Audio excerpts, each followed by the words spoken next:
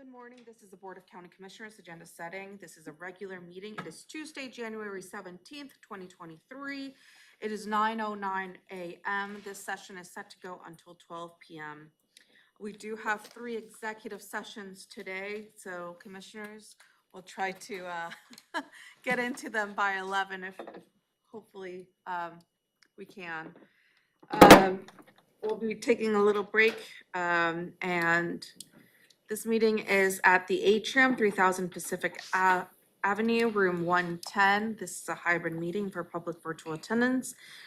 You may follow along on the Thurston County YouTube channel. I'm Carolina Mejia. I'm the chair of the board.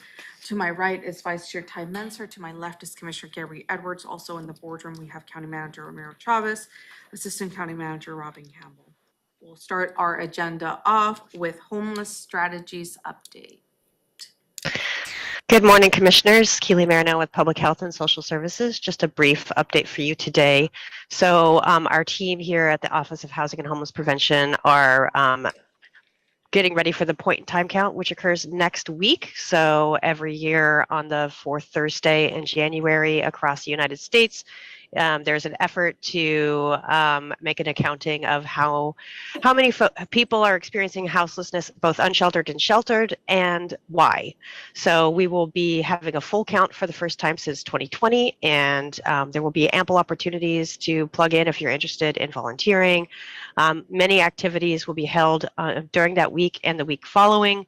And there's more information on our website and various social media outlets.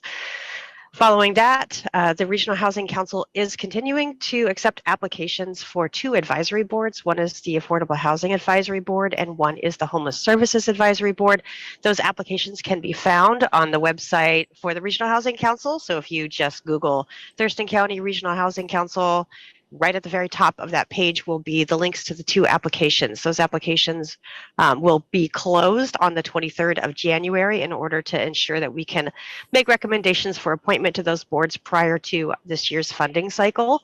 So an excellent opportunity for those in the community that would like to participate in making recommendations of funding and policies for the Regional Housing Council. Really encouraging those with lived experience of homelessness or lived experience of those who live in subsidized housing or have lived in subsidized housing to apply, and those who are also overrepresented in the homeless crisis response system to apply as well. So please do so. We'd love to have your voice at the table. And other than that, I don't believe I have any other updates. Questions, Commissioner Edwards? I guess the only thing I'll bring up is the residency issue. I'm very concerned that we don't prioritize our own. I might mention that if you want to come here and go fishing and buy a license here in Washington State, you just have to verify that you've been here for a year. And I would like to see something similar so that we don't have a continuation of an influx from folks from other areas that are taking advantage of our compassion here in Thurston County. Thank you. Thank you. Commissioner Menser, questions? No major questions for me, Keely. I would like to be a part of it and kind of see how it works from that angle of things. I know it's great to receive the data once it's done, but kind of want to actually take a look on how it looks. So I'll be touching base with you. Thank you. Excellent. Thank you. And I believe United Way did send out a message that they're still looking out for volunteers. So for any members of the public who are interested, please, sign up through United Way. They've been a great assistance in coordinating volunteers for the vaccine clinic and now for this. So it's great. Thank you. Okay, with that, we'll move on to the review of the Board of County Commissioners draft agenda for our meeting of January 17th, 2023. We'll start call the meeting to order at 2 p.m. The Pledge of Allegiance to be led by Commissioner Edwards, and then the approval of the Tuesday, January 17th agenda. Then there will be an opportunity for the public to address the board and county manager's update. Yeah, thank you, Madam Chair. As part of the update, I will circle back the issue related to Dr. Ayub and his farm. At this point, appears to be resolved. He has complied with a couple of elements related to the notice of violation. And on Friday, we issue a letter of compliance. So I believe he's working on securing, I believe, on the next steps in the process. And so we'll report that on those terms this afternoon. I don't expect a public testimony related to that matter, but since we had significant testimony last week, perhaps they may not have that information already available to them. Just learned also that you will have probably a significant public testimony related to the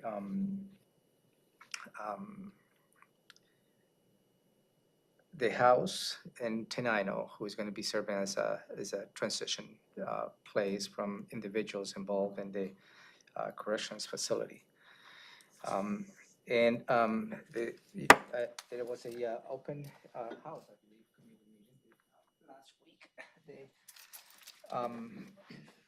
The contractor who's going to be managing this particular house met with the community, and I believe the three commissioners attended that as well.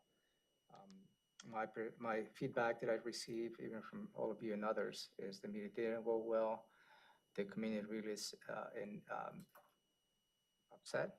I don't think anybody was in concurrence with this particular activity in the Tenino area. But as you heard in the past, in a couple of occasions, it's very limited what the county can do in this type of activities. And you have exercised a lot of thought process, a lot of conversations with your attorneys. I don't want to reveal those conversations because those were occurring in executive session, which really became evident. The county is really limited as to what we can do to stop those activities. And that is going to be very difficult to express that to a community who's really, really upset about what is going on and the proposed plans on this particular facility. It's a house. They is planning to bring 5 individuals. They have been served from DOC Correctional Facility in McNeil Island. And as you may recall, the program the state has is not just in Thurston counties across the state. And where individuals who have served their sentence, they're being placed in transitional housing across the state in many different counties under certain levels of supervision. I'm not here to advocate or anything related to this particular matter, but it's really a little bit of a background. Is helpful. I don't believe that this afternoon it will be an opportunity to express that to the public that might be coming. I don't think this afternoon is going to be an opportunity to say the county does not have many options. I think we just, perhaps I encourage the board to listen, see what they have to say, and then next week I'll come back with a formal response related to this particular matter. So that's what I believe is coming this afternoon, and we just have to see. I may recommend, Madam Chair, depending on the number of individuals might testify, for you to consider a 3-minute public testimony. Questions, Commissioner Edwards? I guess it's not so much a question as I attended that community meeting, and as did the sheriff. And the sheriff said he would check with DOC to verify what the management of this business said. And that was that should there be any need for DOC to respond, they would respond anytime if something happened, for instance, like a resident that escapes in any process, because there's staff on site 24 hours a day, so it would be noticed immediately. And the manager, I'm going to call her the manager because I don't know exactly what position she holds there, guaranteed that community that there would be immediate response from the Department of Corrections. The sheriff verified with the Department of Corrections that they had no knowledge of even this residence being placed where it's being placed. And they had no ability to respond on a 24-hour basis. And they don't know what the manager of this operation was referring to when she talked about a guarantee from DOC. So maybe the sheriff will be here this afternoon and can let those folks know that there has been some misinformation coming from the management there. That's all, thank you. Commissioner Menzer, any questions?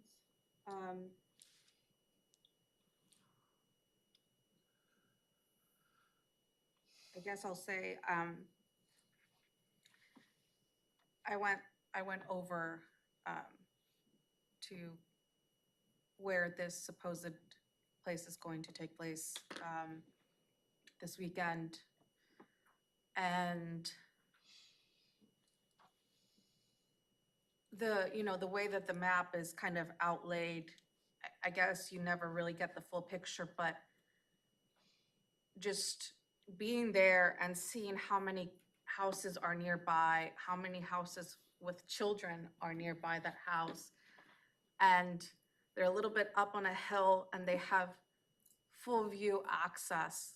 I mean, the lake is just a walking distance to that place, and that's where the children's summer camp is being held, or it's held every summer. And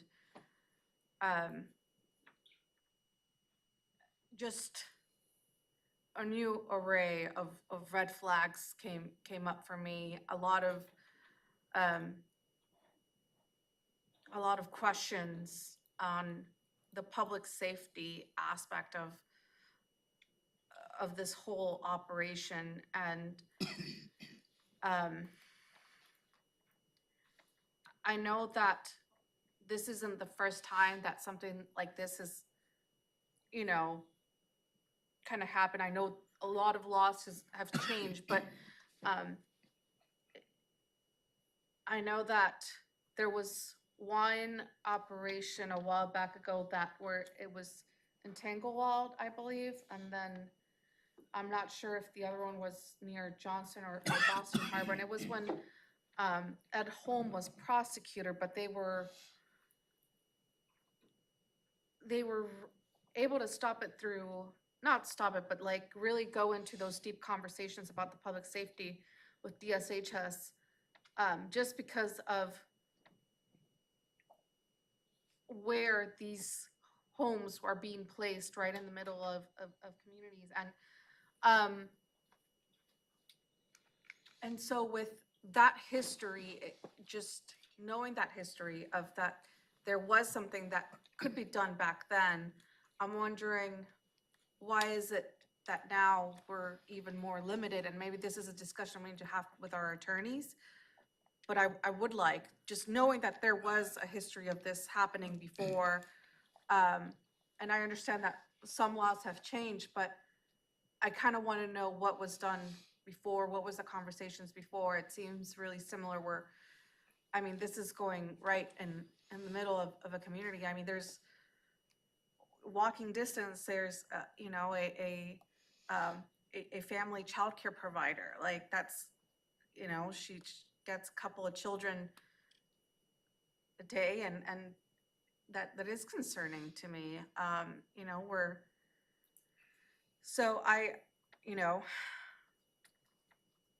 would like to know kind of what our next step is. Is it a discussion with our attorneys to kind of look into the history of these type of homes in Thurston County and kind of seeing the direction that previous boards went and how they were able to have a discussion? Is it, setting an emergency board of health meeting and trying to have an ordinance about public safety and in regards to the children in the area?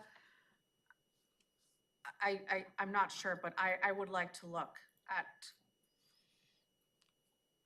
what more options we do have available and make sure that, leave every stone unturned.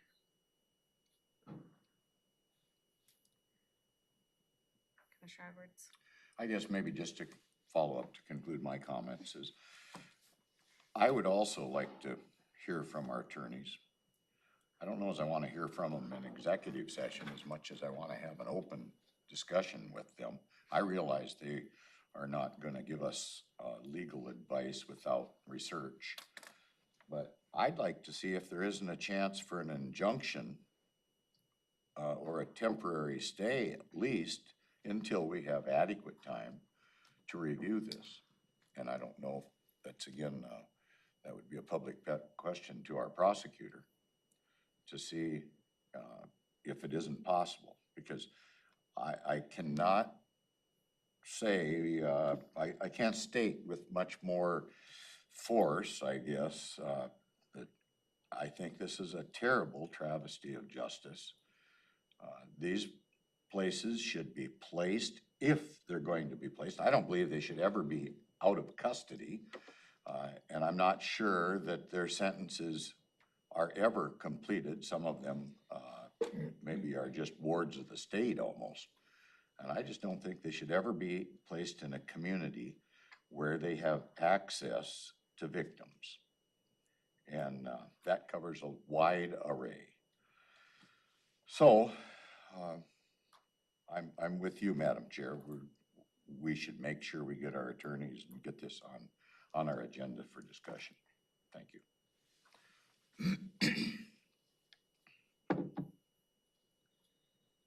Okay, with that,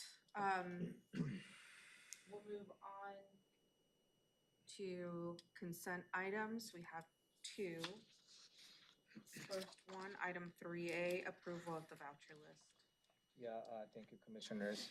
This is for your consideration is the voucher list for January 2nd, 2023 for a combined amount of $2,024,711.02. To clarify, there's some atrium-related expenditures mainly related to the lease of this particular building. And I believe, but I want to hear from Commissioner Edwards if it's okay to have it on the consent. I thought we were done with these expenditures at the end of the year, no? It's No, not. we're paying the lease now. Well, Monthly lease. yes, okay, that's gonna, okay, let go. I don't want to get in the way on progress as it moves forward. I'm not, whether I'm tickled with it or not, it's a democratic process. Thank you, sir, for bringing it up.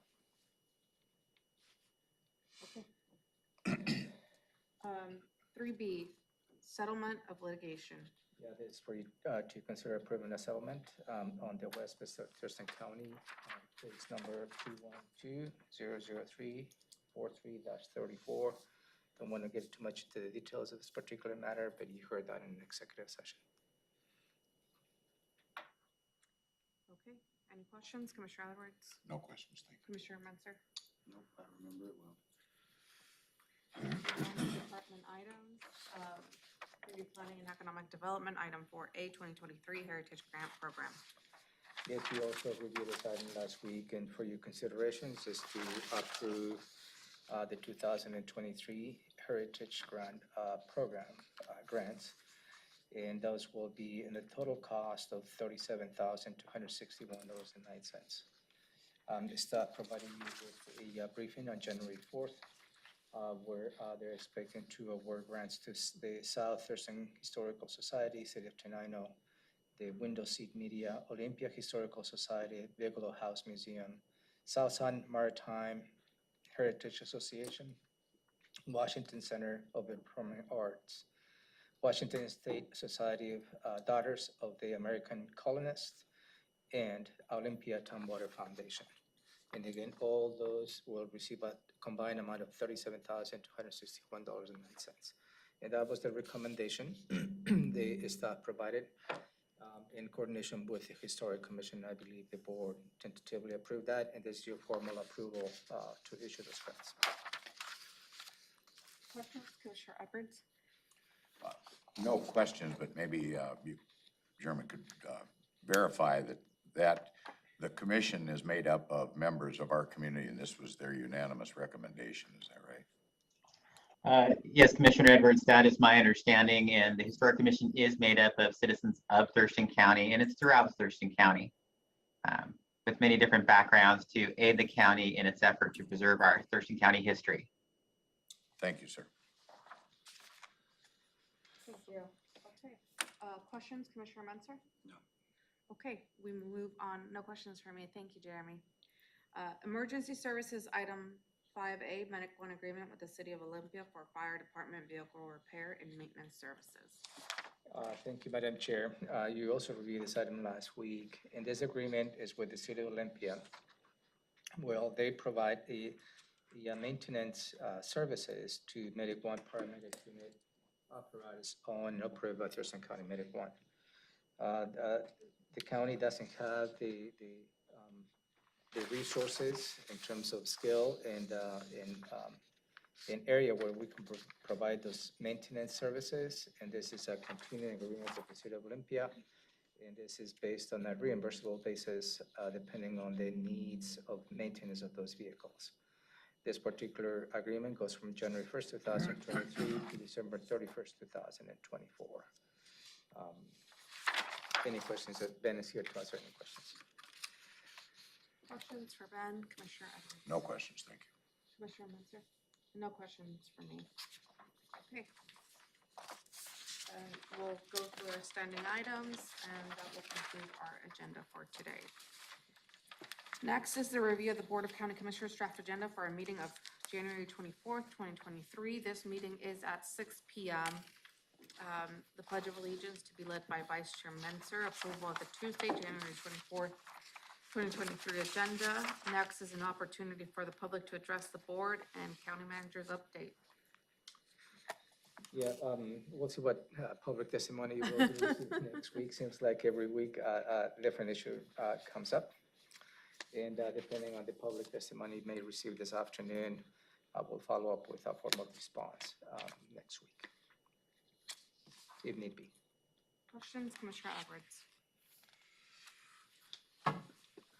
I'm just wondering what the date is on yours for the 24th. Yeah. Okay, Do you have it? got it, I got it. Yep, no questions, thank you. Okay. Questions, Commissioner Menzer? Just going back for a notch, have we not been, I don't see on either of these agendas approving minutes. Have we? Yeah, you may recall late last year, we had a conversation with your attorneys. That is, since we changed the makeup of your regular meetings, and everything is, and during the week is a regular meeting, you do not have the need to approve just the meeting minutes for those meetings. So we took those out of your process. And that was just to make sure that we work on everything, because you don't approve the meeting minutes of any other regular meeting that you have in the week.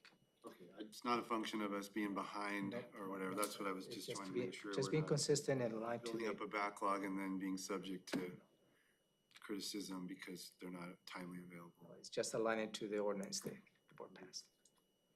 As a follow-up to Commissioner Mentzer's question, are these minutes posted on our website so the public can review them? We make those available upon request, sir, and that has been the practice. Okay, it takes a public records No, request? no.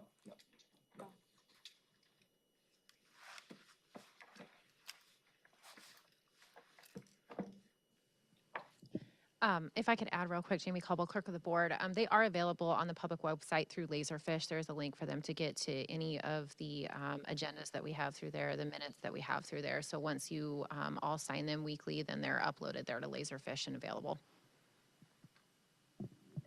And, Isn't that only the Tuesday afternoon? yeah, the Tuesday. Yes, yeah. But also, what I'm saying is that any other regular meeting you conduct during the week, we have minutes, and those minutes are available upon request, and they do not need to have a public records. We have already keep up with the backlog, so we're up to date pretty much within that 2-week gap. Okay. So anybody who wants to have a copy of, any members of the public who wants to have a copy of any board meetings, will make have those meeting minutes available without a public records request. Okay, thank you. And thank you, Brandy and Jamie, for keeping up to date with those minutes. I know I see them on the red folder once a week when I get that, so. Okay, so we'll be moving on to consent items A through C. Item 3A, approval of the voucher list. Yeah, for your consideration is the approve the voucher list for the week of January 9th, 2023, for a combined amount of $1,461,344.82. Questions, Commissioner Edwards? No questions, thank you. Questions, Commissioner Munzer? Okay, no questions for me. Next item is item 3B, and it's from the Commissioner's Office, Advisory Boards and Commissions Handbook. Yeah, for your considerations to formally approve, you have a copy of the latest version. We included the comments we have received from a couple of commissioners. So this is, we consider to be the final version. And again, it's just for you to take a formal action to approve this handbook. Questions, Commissioner Edwards? Not at this time, thanks. Questions, Commissioner Munzer? Just to confirm, Jamie, I think my last set of comments were just really more just like typos and grammar. And there was a couple substantive issues that raised by citizens that I kind of mulled over and discussed, but I think I'm comfortable with how we landed on those items. So, In the draft that I received from you as well, I fixed all the typos that you'd found yourself, the ones I found myself as well, and then made the couple minor modification requests that you had on there. okay, I'll do one more. We got 1 week to do one more final review. Yep, before next week. Thank you.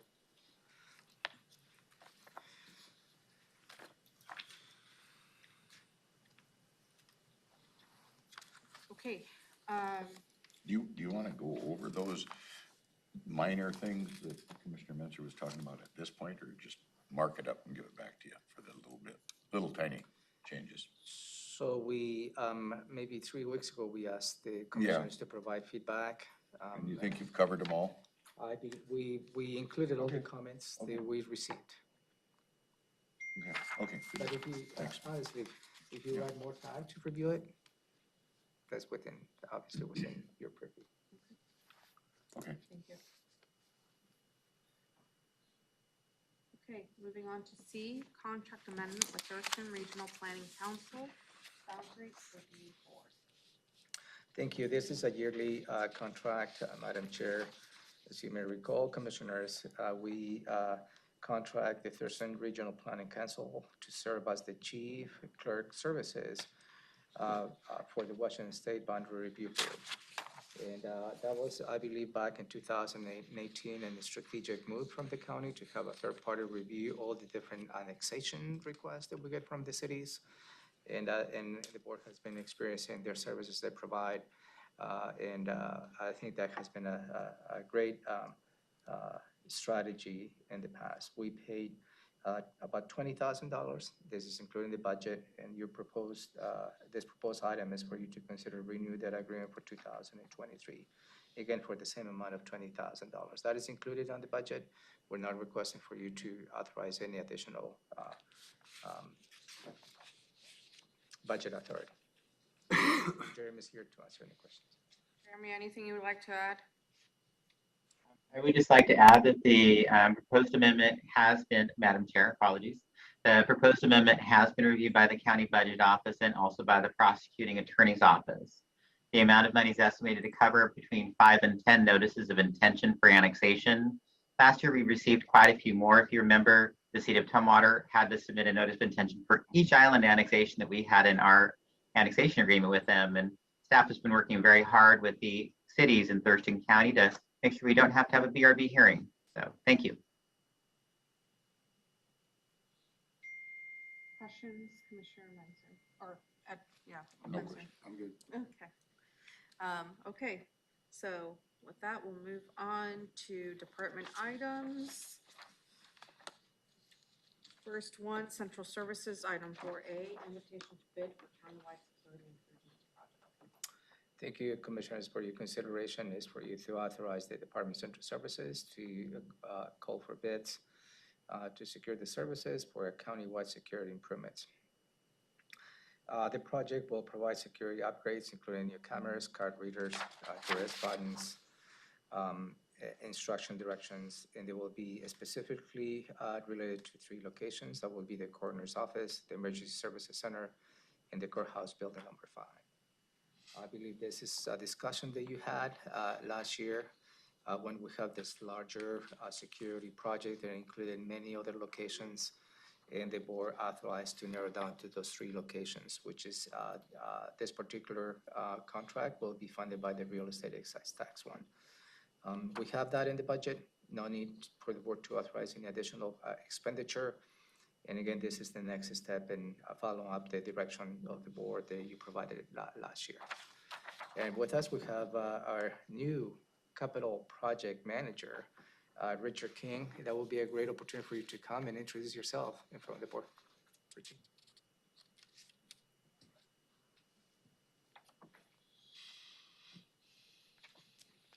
I'm Richard King, new capital project manager for Central Services, Let's see. handling this project, along with probably about 4 others as well, so you'll be seeing a lot of me. Any questions for Richard? Welcome aboard. Thank you.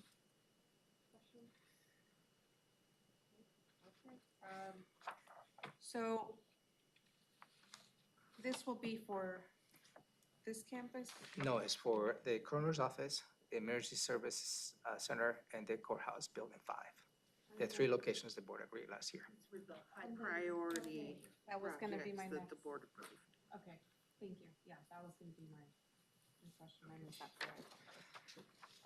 Okay, no questions from me, Richard. Thank you. Okay, item 4B, Thurston County Corrections Facility Security Upgrade Replacement.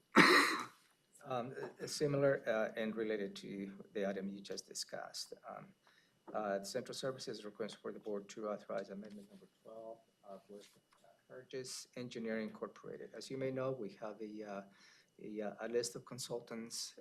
They were selected throughout request for proposals. And where we have those consultants available is to give expertise and provide resources when those resources are not available in the county. That is the same approach the Public Works does. So Central Services uses those consultants in terms of any type of services, from HVAC system, architectural services, and so on and so forth. So this request is for you to authorize an amendment with Burgess Engineering that will extend the current contract to December 31st, 2024. And the approval of this particular contract will allow us to really start working on the corrections facility security system. It started the design of that particular system the board approved as part of the budget. This extension really doesn't have a specific amount other than the ceiling, which is $97,675. But is how we manage is depending on the scope of work and the fees they have already negotiated with the consultant is how we're going to be managing this particular contract. There's no like a lump sum amount. Richard's here again to answer any questions. Questions, Commissioner Edwards? So Richard's brand new, hate to put him on the spot here, but I'm trying to figure out, we're gonna spend up to 97,000. Plus tax, yeah. We don't necessarily gonna spend that total amount. But what we get out of that $97,000 is a plan to move forward with the actual improvement or capital construction, right? So what they provide us is the expertise as to how the security system will work, for instance, in the jail. And in this particular system, as you may recall, allows for additional video conferencing. The public defenders will be utilizing, so they have to transport individuals from the jail to the courts. It really streamlined the process, and that is really the key of this particular project, if you want to add on that one. Because the sheriff is the operator of the jail, will he be involved in a lot of, him or his staff be involved in a lot of this process? Oh, absolutely. That's the corrections unit division of the sheriff's office is the key stakeholder on this particular project. Nothing will be done without their concurrence. Okay, thank you. Quick statement on this one. This project is the replacement of the security system. It's gonna include up to the 96 cameras that are throughout the entire correctional facility. Upgrading all of our analog system to digital, all of our coax cable to CAT cable. The other project that is in line with this will be the Thurston County video booth project, and that was the one that the public defender will have the opportunity. It's a separate project, but it is relatively close to the same. I guess I was under the impression that plan was already ready to move forward, that they knew that we gotta replace all these cameras, so I'm trying to figure out on the expenditure of this to come up with a plan. I thought we already knew we were gonna spend this money for, the new equipment. No, you're absolutely correct. You already made that decision in Yeah, the budget. so This is the operations to so make. they don't know figure- which cameras need to be, they have to be told where to put the wires and, No, somebody has to design it. oh, you just can't replace it? Well, I wish that I can give you that answer. They can just pull the cable. I think we need to be in tandem with the corrections facility because it's Yeah. not as easy just replacing a camera. Okay. There's a system involved. And as you know, they have a central location where they review all the footage of the cameras and everything else. That is essential to this project. So it's not just about replacing the camera and the cables. It's just the overall system to monitor the inmates at the jail. Okay, thank you. I have the same questions as Commissioner Edwards, yeah, because it sounded like it was an assessment of what was needed, but then Richard just kind of, he just laid it out. We're doing X, Y, Z, A, B, C, so it sounded like that's already been done. So then the question I think you were asking and I was asking is, well, then what is this paying for? If it's not paying for doing the work, we've already know what the design is, but it sounds like there's a higher level of design. We don't know what the design is. What Richard said is the conversion from one system to another, the analog to the digital. But in between, we need to understand what the design components of that is, specifications of the cable, the specifications of the camera, locations of the camera, stages as to when that can be replaced in coordination with the. So we have an indication as to what the project is, and the consultant will help us to detail that out in order for us to go out to construction and out to bid. And this very specific number, $97,675, is derived from what? That's based off of their hourly rate and what they think it's going to cost to design the project. So because of the on-call contract, they give us a breakdown of what they believe their hours are going to tally up to. And finding that in every capital project, there's an assessment of need, but then there's a design that the construction contract will execute. So this is the design piece. You see that in every capital project that we bring you. I guess just a quick, because I'm probably the wrong person to talk about any of this technology stuff, but it seems like when we go out for an RFP, we just say, okay, we need to have this fixed, and it'd be up to them to come in and fix it on a contract. It just seemed a bit redundant. And my last question, which I think is a follow-up, is like, how does whatever this is paying for connect to what did the board authorize? The board said, do what you need to do to fix the security, or did we say did we do it in phases? Like, okay, we authorized the scoping and now we're separately authorizing this middle period? Like, how does the board action connect to what's happening here? This is, to use a phrase Romero often uses, let me take you back. You may recall that we brought you a project streamline proposal, and the board asked us to update that. Well, that has been kind of put on the back burner, but we're just about ready to bring it again, because currently for any capital project. This capital project, any of the rest of them you see before you. The process today is you approve a budget, and then we come and say, please approve an RFP or approve a contract for the assessment of what needs to be done, pre-design. And then please approve the contract for design. Maybe it's an A&E contract like the one you have here. Maybe it's we need to bid it out because of the nature of the project or the work. And then we come to you and say, please approve an RFP for the construction piece, and then please approve the contract for the construction piece. You see project pieces over and over again, even though you've already approved the overarching budget. Both Jennifer Walker and I and our staff have worked hard on a process to streamline that, where once you approve the budget, there are check-in points along the way, but you don't see every, please let us bid, please approve the contract. So we'll be bringing you that as soon as I can get it on the board's work session agenda. But in the meantime, you see every little piece over and over again. We've already allocated this. All the Yeah. money is already approved in your budget. Maybe I can draw a parallel, if I may.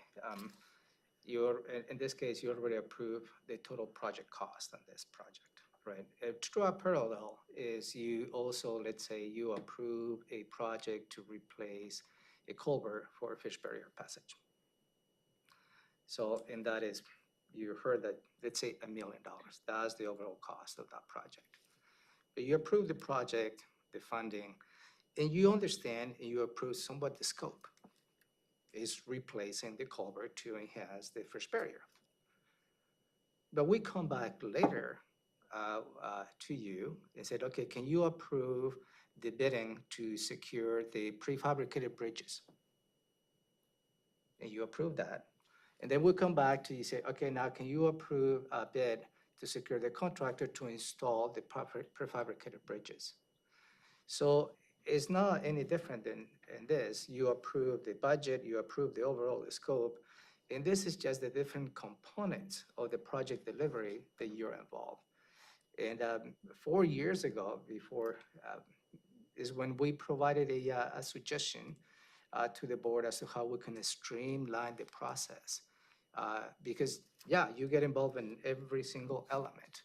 And this is coming up for you because I believe when the board approves the project, approves the budget. And it's our responsibility to meet the conditions of that approval. If something deviates from that, we need to come back and get your further approval or an amendment to that decision. So we're working on that, but in the meantime, that's what you see every single element. This, again, is a component of the overall project that you approve. I guess the fish barrier explains it to me. Great conversation. I mean, I got a lot of my questions answered, so okay. No, very good questions. You get involved and engaged in a lot of line items during the budget. So I appreciate those questions. Okay, Give us the opportunity to take you back. so moving on to emergency services, item 5A, Healthcare Action Council. Thank you, Richard. Thank you, Richard. Thank you.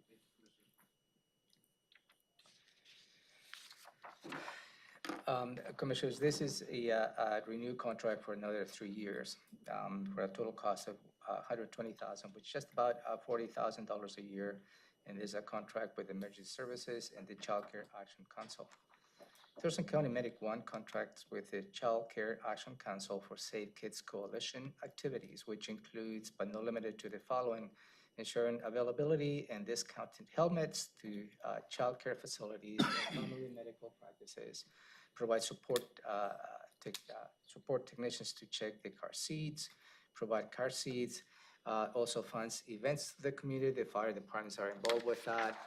And again, this is just an ongoing effort that we help our community in terms of safety provision programs.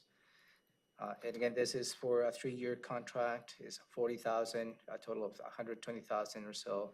And this is covered by Medic One. And it's already included on the budget approved by the board. Ben? I have nothing further to add, other than the fact, based on the past discussion, I will step in and say that we're asking to waive the competitive bidding process. Based on the fact we've had a contract in place with this company since 2013, and they have been phenomenal. And we want to continue that relationship moving forward to help provide residents of Thurston County, an ounce of prevention is a pound of cure. And so that they've done a multitude of initiatives throughout the system. And please ask me any questions that you have. Questions, Commissioner Edwards? You said company, Ben. Oh, I'm sorry. I should, excuse me, Commissioner, I should say it's the Child Care Action Council and it's the Safe Kids Coalition. Okay. The dollar amount, what fund is that coming out of? Medic One. Thank you. Questions? Ben, you've been our, what's the word? Like, we've been asking you about sound and tech issues. When the county manager was giving his summary, were you hearing him consistently? Because in the room, I hear you through the speaker and not through the speaker, kind of back and forth. And I'm wondering if that's coming through to you. Are you hearing him consistently or are you hearing a fluctuation? Absolutely, Commissioner. It does fluctuate up and down. So it waxes and wanes. I can hear him throughout the entire conversation, but it waxes and wanes just a little bit in terms of the volume. Thank you. Thank you. Appreciate you checking that. Yeah, sound check. Yeah, that's good. Yeah, I think this afternoon we'll have to check it just to make sure. Because I'm just hearing, your voice coming through the speaker and then for like half a sentence, it's not. I'm not sure what's going on with that. And I asked that question last week and because this system is so sensitive, but as soon as it picks something, other sound in the room kind of shifts and then it comes back, so. But overall, I think it's much better than it was. Yeah. Well, we'll see this afternoon when the staff will sit there and you and the dais and see how that works. More to come. All right, I don't have any other questions, Ben. You're giving this a big thumbs up, sounds like, so. And it's been going on for a while, so I'm supportive. Ben, my question is it 120,000 a year from 2023 to 2025, or is that the full amount from 2023 through 2025? Excellent question, Madam Chair. It's $40,000 a year for a total contract value of $120,000. And what kind of services does it cover? In a hazard to repeat the county manager, it provides a lot of prevention for keeping our kids safe throughout the resident. All of our kids throughout Thurston County safe. So this deals with providing helmets to institutions that can hand them out. It's looking at technicians to check car seats. It's looking at low-income families in Thurston County and providing those car seats. And then also collaboration with the fire agencies to provide a lot of these initiatives. Thank you. And for this specific outreach, is there a modality of languages that are offered? Madam Chair, I would have to follow up on that question with you. Can I follow up on that one? Yeah, that's fine. I was just wondering. No, it's been kind of like Commissioner Menser stated, it's been working for a while. I was just curious more than anything. Okay, nope. And I can get an answer definitively to you. I want to bring back and maybe we can bring that, the answer to that question next Tuesday. Yeah, that's fine. Yeah, okay. Good question. Okay. Moving on to item 5B, EMS Education and Training Platform. Yeah, thank you, Madam Chair. The emergency services and Medic One has been using the Lexipol as the EMS One software to conduct training. Medic One provides initial and ongoing EMS training to the pre-hospital medical providers throughout Thurston County. These providers are roughly 600 in total, require a combination of ongoing quarterly training, practical training, and continual medical education throughout the course of the year. In this platform, the Lexipol is essential to conduct the training to those individuals. So this particular contract is for you to consider extending the contract with Lexipol for 3 years for a total cost of $52.50. We'll add the amount on the motion for your consideration. I just noticed that we didn't have that dollar amount, but it is for 3 years, and the annual cost is just about $29,217. And again, for a total 3-year contract of $87,652, and it's coming from Medic One funding. I guess my only question would be, it says to execute the 23 to 25 contract. And does that mean extend or renew, or I'm just kind of curious why the no bid business? Absolutely. Just for clarification, Thurston County used a King County product, which was EMS Online, and King County discontinued that product for all of our training resources throughout all the region. They only allow King County users to use it now. So that prompted a consideration of a variety of different platforms. This would be executing a new contract for this software system to support our EMS providers throughout the system.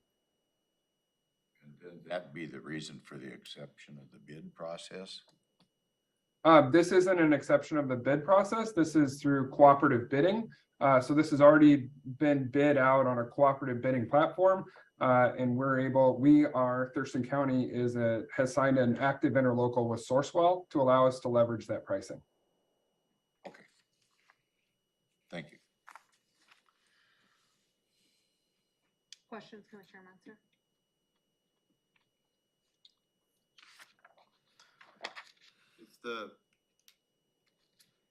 So we've not used this before. No, we have not. This is the first time we're executing a contract for a 3-year agreement. We're choosing it because the pricing is good, or because we've heard it's the best product and other counties are using it, or what's the reason for the selection of this? We went through a 12-month process with our training advisory committee and our operations committee in order to vet out 4 different platforms that were available to us.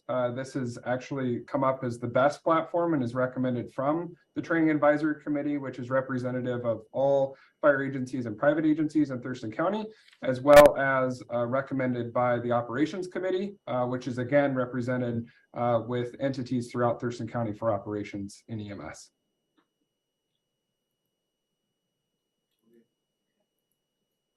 No questions for me, Ben. Thank you. Absolutely. And I guess one quick follow-up. Those are Medic One funds? Yes, these are Medic One funds. There's more than we have the funds available to cover. Yeah, there's already included on the budget that you approved. Okay, moving on to Public Works. Item 6A, authorization to issue a request for proposal for Long Lake Harbor Control. Back in 2020, Long Lake experienced a very pronounced and prolonged harmful algae bloom. And the result of that process is we went through a similar request for proposals where we issued contracts back in 2021 and 2022 for phosphorus mitigation to control the algae and minimize the potential exposure of toxins in this particular lake. Lo and behold, this particular issue continues to be part of the Long Lake. So this particular request is to authorize another request for proposals to secure the services for 2023, 2026 to provide similar activities in Long Lake. Tim, would you like to elaborate on that? Yes, thank you. Tim Wilson, Water Resources Manager, Thurston County Public Works. Great summary. This is very similar to the in structure to the nuisance vegetation control work that we do within the lake. We are just looking to build in renewal options so we don't have to go through this process each year.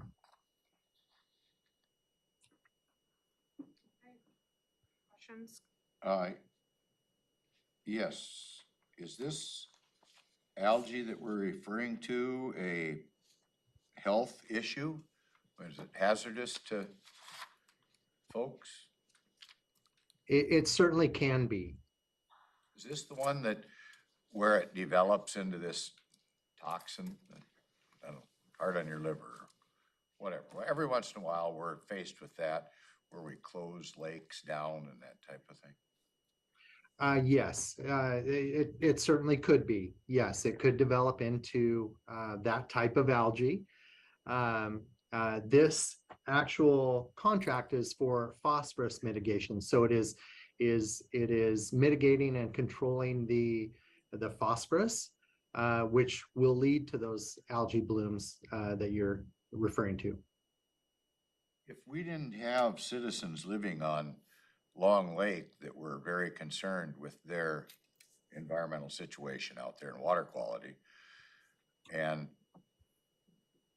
created a lake management district, would we be trying to address this problem with public dollars rather than with the money that they're raising on their own? That's a tough question, Commissioner Edwards.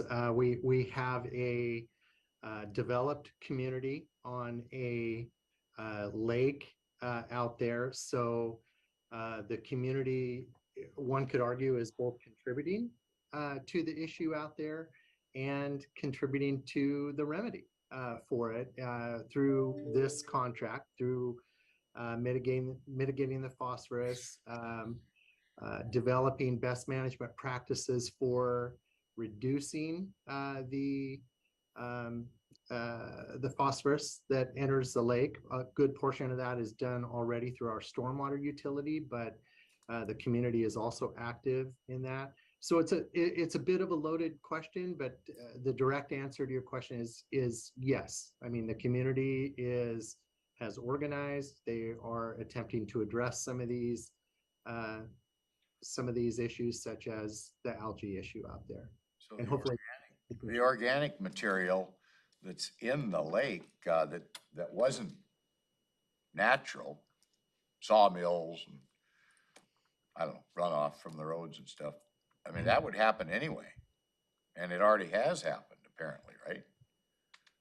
I mean, well, that's where that organic buildup has taken place, and they're trying to control it, and we're working with them. Is that right? Speaking specifically for Long Lake, the latest report that was put together for Long Lake showed a large amount of internal loading. So a lot of phosphorus through the natural eutrophication of the lake. So it's there already. A very, very minimal amount from stormwater runoff from our managed streets and roads, such as 1% overall of the loading.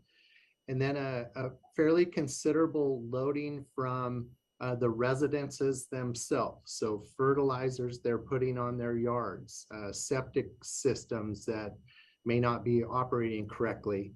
I think without having that information in front of me, Commissioner, I think the latest data on that was in the 22% range that this phosphorus is coming directly from those properties themselves.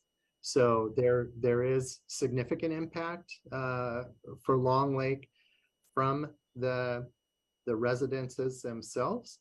They are doing an ever better job of getting messages out and developing best management practices for addressing some of those issues. Our stormwater utility is putting out similar messaging for that.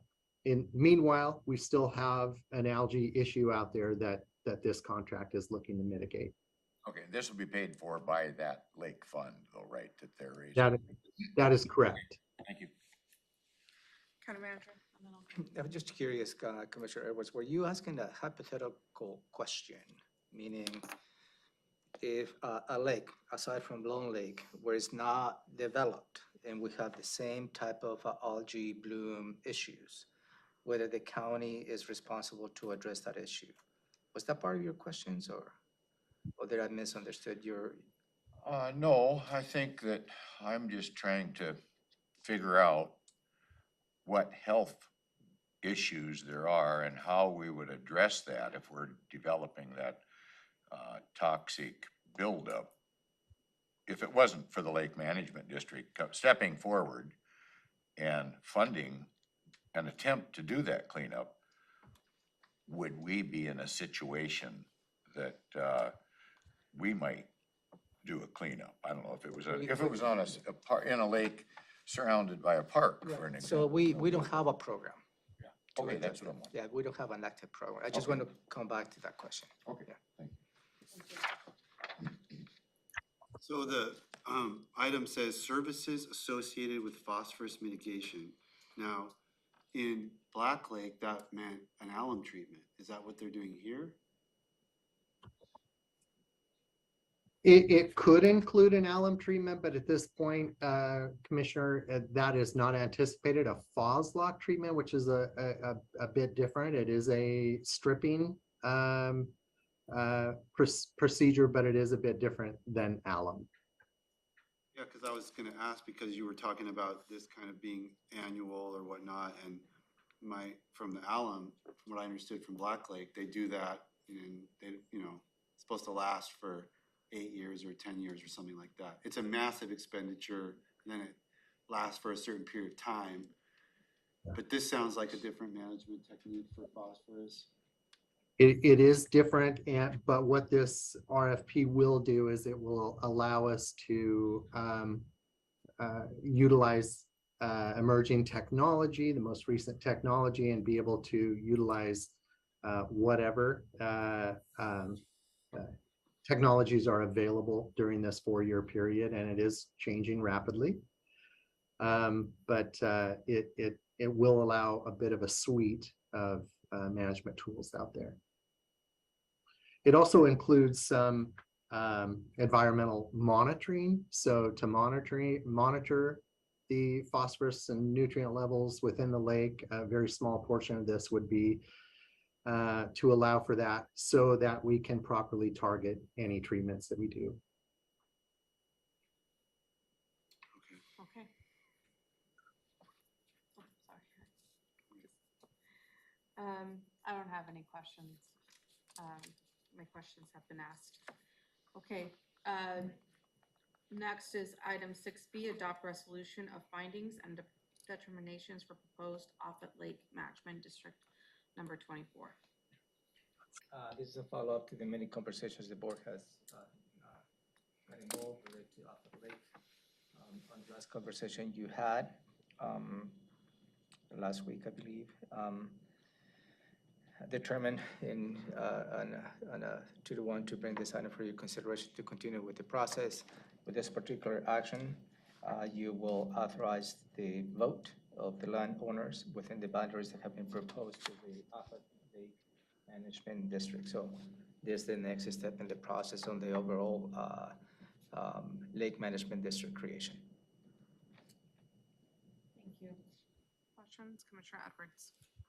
So what we're doing is authorizing the landowners to vote themselves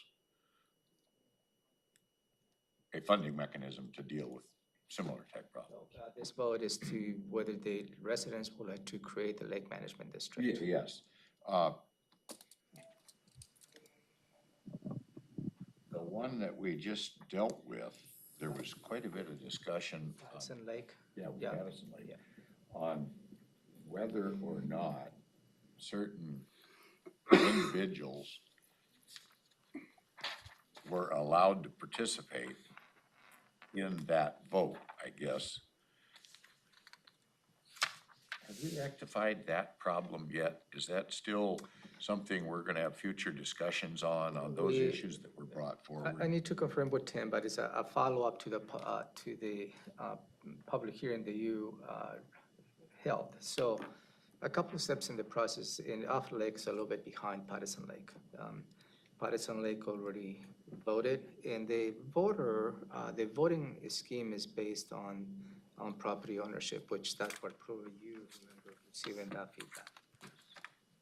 You held a public hearing on that, and you took an actions to create the Madison Lake Management District. That has been completed.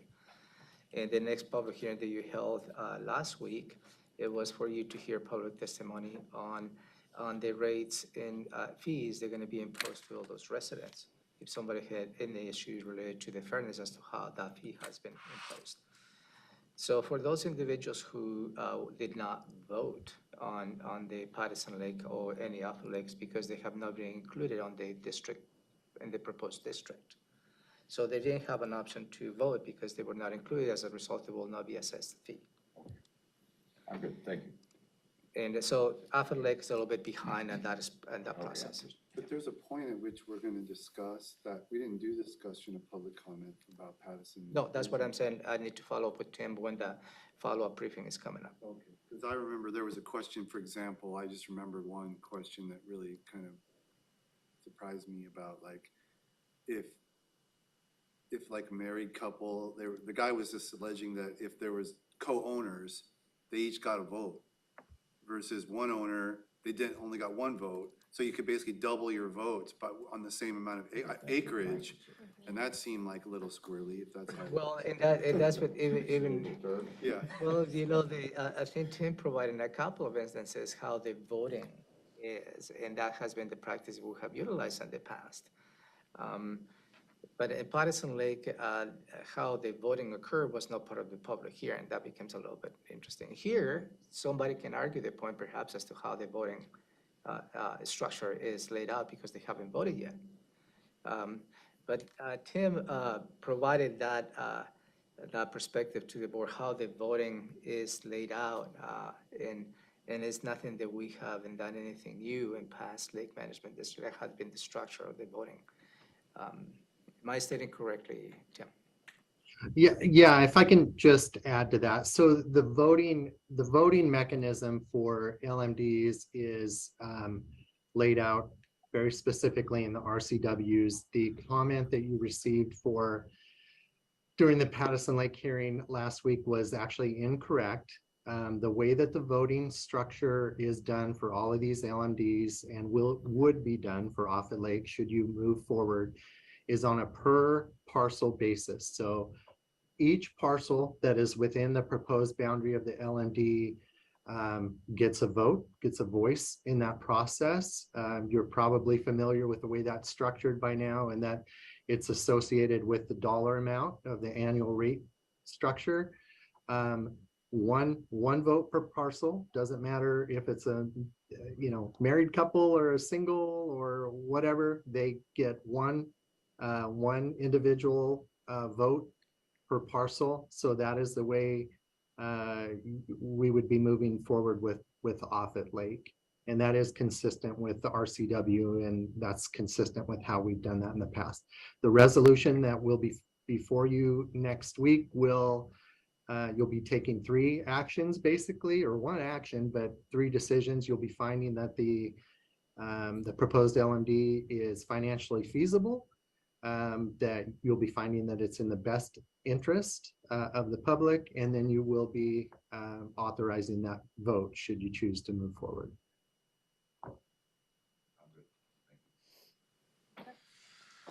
Well, yeah, I'll lay out my concerns at the hearing.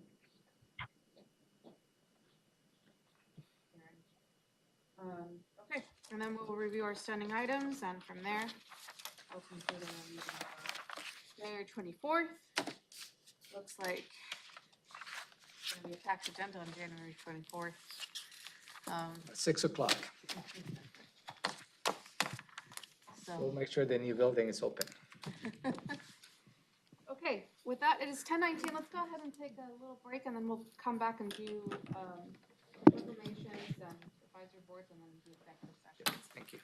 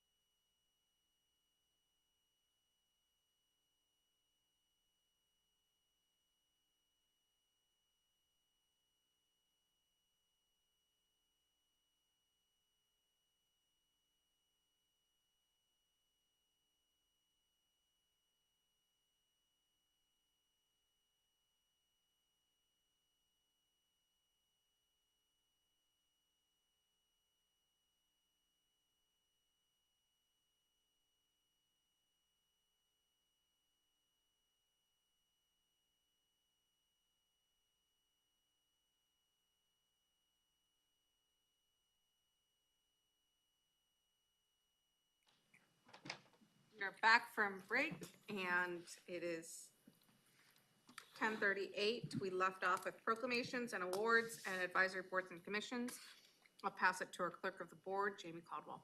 Good morning. So for proclamations, I don't have any updates at this time. For boards and commissions, the standing applications from last week have been included in your packet for review. I did receive one new application from Farmer Ayub for the Agricultural Advisory Committee that's been included as well. I was advised that they'll review the application at their next meeting. That should be on the 19th, and the chair of that committee did request the background information regarding the notice violation for Farmer Ayub received. I sent that over. I will update him that it sounds like that issue is resolved at this time. Prior to receipt of Farmer Ayub's application, they were recommending appointment of Stella Waxing last week, who was the individual that they were trying to recruit in December. But I think that their plan at this time is to take a look at his application at their upcoming meeting this week and provide an updated appointment recommendation. Outside of any questions, that's all I have. Questions? Well, I mean, the spot is a non-farmer spot, and he's a farmer, so I'm wondering why are they saying that they might substitute out him and recommend him as a non-farmer? I think that they're going to be taking the look to give him a fair shake, is what my assumption is, because they haven't had a chance to look at it. I anticipate more than likely they're probably still going to continue to recommend appointment of Stella Waxing, only because that person has attended quite a few of their meetings, been involved in some subcommittees is what my understanding is, and they were trying to recruit her. So during our break in December, she did turn in an application. So I anticipate they probably still will continue to recommend her appointment, but are giving his application a fair shake for everybody to take a look at. I personally, I mean, Ag Committee seems to have a lot of, turnover, and there are a lot of open positions from time to time. We've got a good stable now of applicants, which is fantastic next time we have an opening, but just the fact that somebody at the 11th hour for a spot that's actually not even the spot that's open doesn't cause me to want to delay if the board wants to appoint Ms. Waxwing. I guess I'm nothing against what the board is, what the committee has recommended, but I'm gonna recommend Greg Schoenbacher as a non-farmer. He used to be a farmer, no longer is a farmer.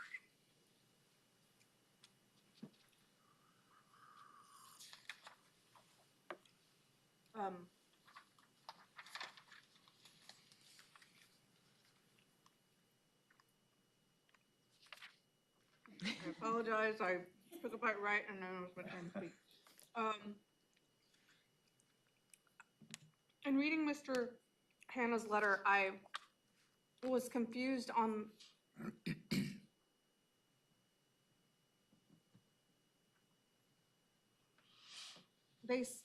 he said, we have made a decision to not make recommendations, to not appoint, and instead open to have offline discussions on any applicant with you.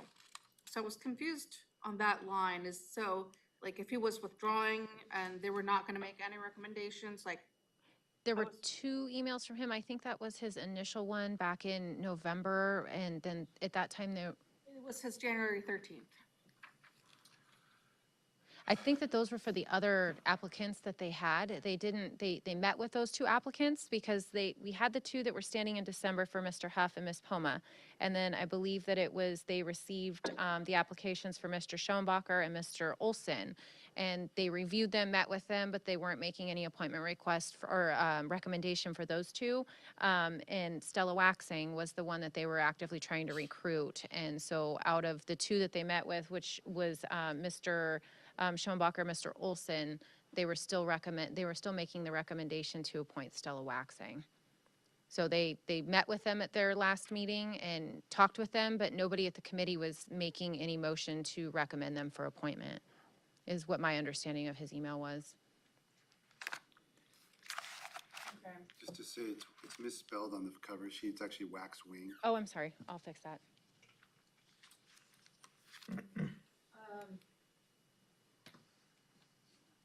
Yeah, I would like to have, because I'm kind of leaning towards where Commissioner Edwards is, just knowing the long history Mr. Schoenbacher has had. But I kind of want to, hear from I guess, the committee on kind of why, you know, I know they've been recruiting her for a while, and I kind of want to hear their perspective. There's an email on page 4 of the packet where Johanna says she would bring a number of expertise to the committee we currently lacking. And then previously, there was communication that said, basically, if I remember right, I'm sorry if I'm misstating what you said, Jamie, but they had a couple applicants and they actually withheld recommendation because they were trying to get her to apply because she was attending the meetings anyway. Yes. And then they finally got her to apply. And then we got this email from January 4th. And so I'm always really excited when somebody's already engaged because you don't have, we've had problems on the ad committee where people just stop showing up and we've had to remove people. So you don't have to guess about that when somebody's already engaged before they're even appointed. That's a pretty good indication they're gonna remain engaged. And if the ad committee thinks that she fills certain substantive areas, I like the background that she has as a quote-unquote non-farmer, having training in botany, ecology, wetland management, and having previous nonprofit experience. So I'm going with Ms. Waxwing myself, but maybe I'll get outvoted. I've been seeing some of the ad committees and their attendance hasn't been, and by the meetings, I've most of the minutes, I'll review the minutes, and their attendance hasn't really been great anyways.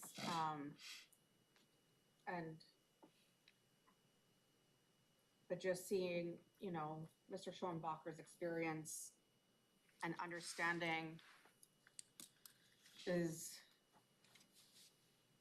of, you know, just the different aspects, being a former farmer himself, that's kind of like where I'm leaning at, just because of his experience and his knowledge that he brings into this, combined with kind of all of who's sitting in the Ag Advisory Committee. But so that's kind of where I'm at right now. But like I said, I kind of want to touch base on,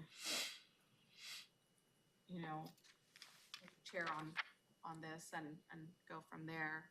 Can I throw one more argument in? That Mr. Schoenbacher is serving on the SWAC, is my understanding. So I just feel like it's good to bring different community members into the different committees. Mr. Schoenbacher's SWAC is a big committee, an important committee, but that would make me lean toward bringing somebody else in to spread the responsibilities and input for community members.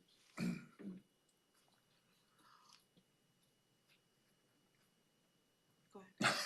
Sorry, I pointed at you. Okay. He used to be a farmer. Greg Schoenbacher used to be a farmer.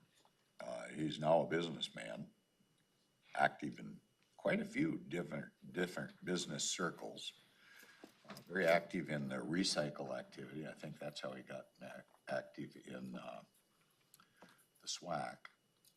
So I think he's pretty rounded with a lot of things, and I have nothing against any of the recommendations. I just, if you got to pick one, and it seems like we do have openings that come up quite frequently, and so that's all. So that's kind of where I'm going at this point in time, because I think the expertise and bringing a lot of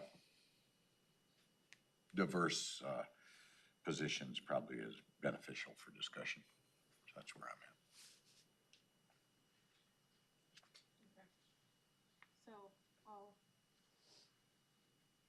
So I'll speak with Mr. Hannah this week. I'm leaning the same way you are, Commissioner Edwards, right now. We'll see if Mr. Hannah changes kind of my view on it.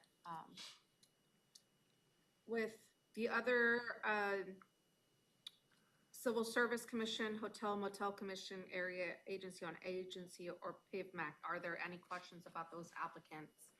If not, are commissioners ready to move forward on them? I have no concerns. Let me just, no, except let me remind myself about Mr. Olison, who is applying for the PIVMAC. Although it says Agricultural Advisory Committee on the application. He applied for both. I received 2 separate applications. There should be a second one in there for him. And if I have the wrong one in there, I will go ahead and get you the updated one, because I do have one for him that was for the pest and vegetation management one. Okay, I'm looking, now I'm reminding myself, this person seems extremely well qualified, so I'm okay with that.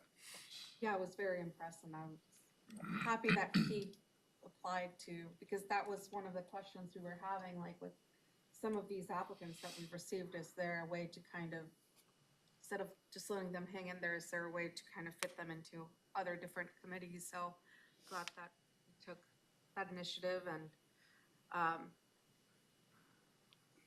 was also impressed with his application. Well, So, and on that point, if we appointed him for the environmental interest, that would leave an ag interest on the pest vegetation. And I wonder if we could reach out to this backlog of ag committee applicants and say, you know, we need an ag interest on our PIVMAC. And that seems like a good way to make use of this Farmer Ayub. Yeah, for definitely example. after Seemed like appointment what he was decisions talking made. about in public comment would go right toward PIVMAC issues. But anyway, I'm more than happy to reach out to him once you guys make an appointment decision on the ag committee and see who may be interested in that one as well. please give him a heads up. okay, so 3 thumbs up on those 4. Okay. Yeah, those are good. Okay, I do have the Black Lake Special District. I do have a couple of questions on those. We saw that they forwarded this, but looking at the resolution, it looks like this is something where we have the legislative authority to appoint whoever. We don't specifically have to take kind of a recommendation from them. So I was just wondering, you know, was it advertised? Did anyone else have an opportunity to apply? Is this something where we have to advertise it? Like, kind of what are the guidelines on it? I don't know myself what advertisement was done. I can definitely reach out because I was looped in from the email from the auditor's office, you know, forwarding it on to us for the board to review. So I can definitely reach out and find out what kind of recruitment was done for this position itself. Yeah, and I saw that it was forwarded on from Kathleen Bright. So, yeah, I just have those questions on that. Like, I kind of, since, you know, just from, it's very specific here, and it's even highlighted that, you know, it's, whenever a vacancy occurs in the governing body of a special district, the legislative authority of the county within which the special district or the largest portion of the special district is located shall appoint a district voter to serve until the person is elected. So, just kind of with that, it seems like really it's, that burden kind of falls on us. So I just want to have those questions answered. What type of outreach they've Yeah, done? was it advertised, like, you know, or kind of, was there outreach within the special use district? Did anyone else have that opportunity to apply? So, Certainly. if that's okay with, unless 2 commissioners are ready to move forward. Unless I'm not hearing that there's a time sensitivity, like they're not incapacitated to act without a third member. Just want to fill the vacancy. And how quickly can they go to their own election, not till 2024? I understand BoCC will, I'm reading from the email from Mr. Stinson, BoCC will then have the responsibility to fill the position until the next special district general election. So they can't have an election this year.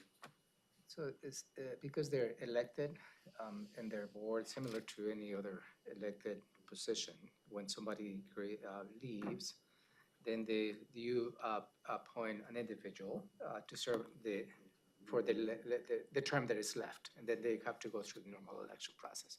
That's the case here. So we've got almost 2 years, really. So yeah, we can wait a week. Sure. You can, wait more than, you Or can two. probably wait more than a week, but yeah, that's all good questions.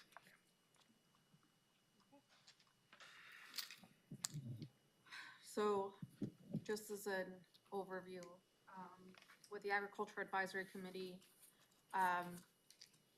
next week is when we will make a final decision. Right now, two commissioners are leaning for Schoenbacher, one is leaning for its Waxwing.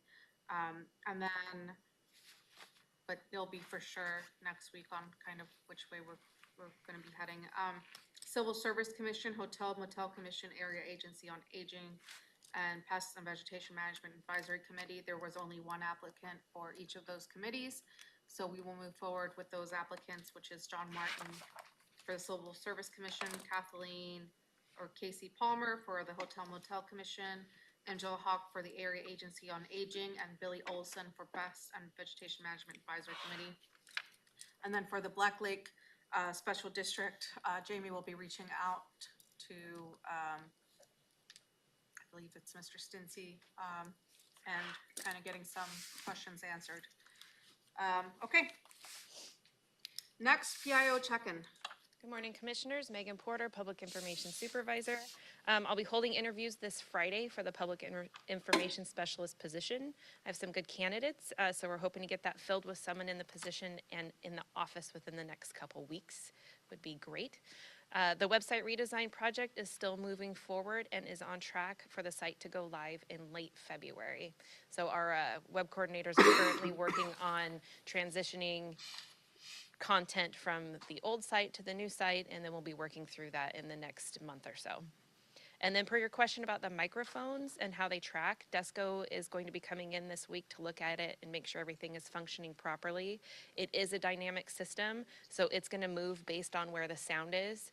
So if Ramiro's talking and a book drops, it's going to move to where the book is dropping. It's just interactive system that wants to go to where the sound is. As with all things new, there are some bugs that we're working out, but we're hoping to get it figured out so it works best for you. Pending any questions, that's what I have. Questions for Megan? No questions, good explanation. Okay, Ramiro, you have 5 minutes for the legislative. Yeah, that was intentional, Give him Commissioner. 4.5. We gotta stay on track. Well, to make a better use of this, what I will be providing to you then is an update of this sheet with a position that you may consider. There's a lot of bills in here. 4 minutes, I cannot speak quick on this, so I will provide this, hopefully an update, and maybe next week and go in more detail. Yeah. By then, maybe new bills will come to your attention. Some bills may drop, but certainly I will bring some of those. And then, yeah, that way commissioners have a chance to look at each and form an opinion on them. I didn't see one on here that I think we should be tracking, and it's the bill on jury diversity. Well, in theory, it seems, Do you have the bill number? I have it upstairs, I'll give it to you. I'm concerned about how the cost is going to fall back on the county for all those different resolutions that they want to do, which is increase their pay. It is sending out email summons, and I'm not sure how that's even going to work out. It's a different initiatives that are kind of all bundled into there, but just how the bill is kind of written or set up right now. And I know that this is something WASAC is working on, and that was one of their concerns that they highlighted, is the way it's set up right now. All of that cost would fall back on the counties, and that is concerning. So. And I'll give you the bill number once we get Okay, there. sounds good. I have it. So you stole my thunder. I was going to go through all this in 5 minutes. The 3 executive sessions. Maybe we'll for- get done earlier. Yeah. We can come back to it if we have time. If we work through the executive sessions. Yeah, if we can, maybe we'll come back. Okay. If that's the case, so, there is, You never know. there are 3 executive sessions. Madam Chair, you may want to announce all 3 of them at the same time. Overall, will probably take a little bit over an hour, Okay. maybe an hour and 10 minutes. And then we'll move on that direction. Okay, so with that, we were heading into executive session. We have 3 executive session. The first one is, and do I have to state the RCW for each executive session? No, Since just, it's the same, one? it's the same one for all 3, And but then I'll it, just name the 3, that way I don't have to read the same. and Okay. I will announce when you're ready. Okay, so we are heading into executive session for RCW 42.30.110 subsection 1I to discuss with legal counsel representing the agency litigation or potential litigation to which the agency, the governing body, or a member acting in an official capacity is or is likely to become a party. The first one is Thurston County versus DNR Summit Lake. It should take approximately 30 minutes. The second one is Providence Contract. It should take approximately 15 minutes. And the third one is Ranking versus Thurston County Sheriff's Office, and it should take approximately 20 minutes. It is 10:59. And County Manager, can you please go announce it outside? And we should be in executive session for an hour.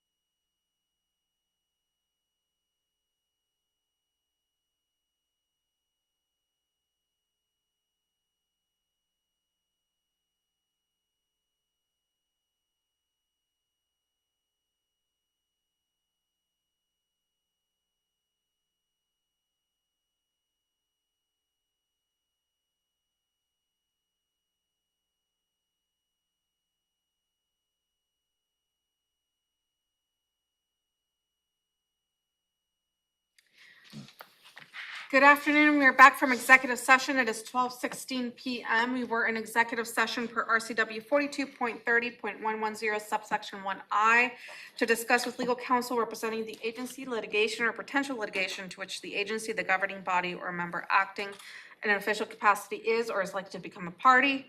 Thurston County versus DNR Summit Lake, Providence contract, and Rankin versus Thurston County Sheriff's Office.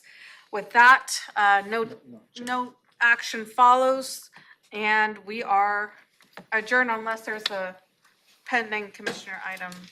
The legislative agenda. Ran out of time, We ran out of Kaiser. Okay, so we are adjourned. Thank you.